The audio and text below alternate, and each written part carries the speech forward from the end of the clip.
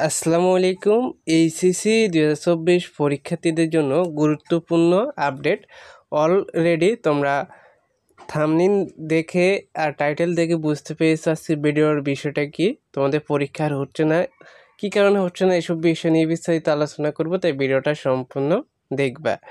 শিক্ষা বোর্ড তোমাদের 11 আগস্ট থেকে পরীক্ষার রুটিন দিয়ে দিয়েছে। তোমাদের গ্রুপের বিষয়গুলো পরীক্ষার বাকি আছে, আর সব পরীক্ষা হয়ে গেছে, গ্রুপের কয়েকটা বিষয় বাকি আছে।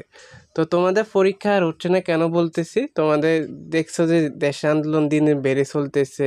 11 তারিখ থেকে কোনোভাবে পরীক্ষা নেওয়া সম্ভব হবে না, কোনোভাবে পরীক্ষা নেওয়া সম্ভব হবে না। হয়তো শিক্ষা মন্ত্রণালয় নতুন করে পরিকল্পনা করবে, তোমাদের পরীক্ষা আর নেবে না।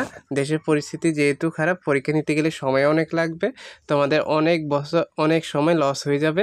তাই তারা কি করতে পারে, যে বিষয়গুলো পরীক্ষা হয়েছে ওই বিষয়গুলোর নাম্বার দিয়ে তারপরে সাবজেক্ট ম্যাপিং করে অন্যান্য বিষয়গুলো রেজাল্ট তৈরি করতে পারে। এতে অবাক হওয়ার কিছু নেই, শিক্ষা মন্ত্রণালয় এমন করতে পারে, তোমাদের পরীক্ষাটা নাও নিতে পারে যদি দেশের অবস্থা দিন দিন আরও খারাপ হইতেছে। যেহেতু আজকে অনেক বড় আন্দোলন হইতেছে সারা দেশে, তাই তোমাদের পরীক্ষা 11 তারিখ থেকে নেওয়া কোনোভাবে সম্ভব নয়, এটা ধারণা করা হচ্ছে। তোমরা এই কয়েকদিনের মধ্যে ধারণা পেয়ে যাবে যে পরীক্ষা হবে কিনা 11 তারিখে। 2-1 দিনের মধ্যে জানতে পারবে পরীক্ষা 11 তারিখে হবে কিনা। যদি পরীক্ষা না হয় তাহলে মনে করতেছো যে তোমাদের পরীক্ষা আরও পিছিয়ে যাবে। তখন শিক্ষা বোর্ড বিকল্প চিন্তা নেবে, যে তারা পরীক্ষা না নিয়ে কীভাবে রেজাল্ট তৈরি করতে পারে, ফলাফল দিতে পারে।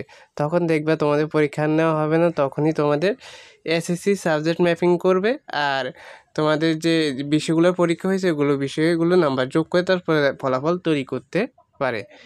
এটা এখন ধারণা করা হচ্ছে। তো তোমরা কি মনে করো, তোমাদের পরীক্ষাটা হোক বা না হোক, তোমরা অবশ্যই কমেন্টে জানিয়ে দিবা তোমরা কী চাও।